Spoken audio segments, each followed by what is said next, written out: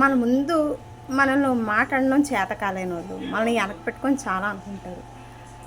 వెనక పెట్టుకొని తిట్టుకోవడం, వెనక పెట్టుకొని చెప్పుకోవడం మీరు పక్కన పెట్టి ముందుకు వచ్చి ముందు మాట్లాడడం నేర్చుకోండి. ఎందుకంటే మీరు ముందు ఏదైతే మీరు చేశారో అని అడుగుతారో అప్పుడే ఎట వాళ్ళకి అర్థమవుతుంది. ఆహా, నేను చేసింది పలానా తప్పు, లేకపోతే నేను తప్పుగా మాట్లాడాను, ఇంకోసారి నుంచి ఇది చేయడానికి నేను అర్హురాల్ని కాదు, నేను మార్చుకుంటాను, నా ప్రవర్తనని మార్చుకుంటాను, లేకపోతే నా మాటని మార్చుకుంటాను అని ఎటవాళ్ళు కూడా చెప్తారు కదా మీకు. అలా మీరు ఒకళ్ళ దగ్గరది మీ వెనక తిట్టుకుంటారు, ఇది పట్టుకెళ్ళి ఇంకొకరితో చెప్తారు, ఇంకొకరితో కంపల్సరీగా షేర్ చేసుకుంటారు కదా. పలానా అమ్మాయి పలానా చేసింది, లేకపోతే పలానా ఆవిడ పలానా చేసింది, లేకపోతే పలానా వ్యక్తి ఇలా అన్నారు, ఇలా చేశారా అని అనుకుంటారు కదా. అది మీరు అంతమందితో చెప్పేదానికన్నా మీరు తిట్టుకుని ఆ ఒక్క వ్యక్తితో చెప్తే తను మార్చుకుంటుందేమో. మీరు ఎప్పుడూ ఎందుకు అలా ఆలోచించలేదు? ఒకసారి అలా ఆలోచించండి.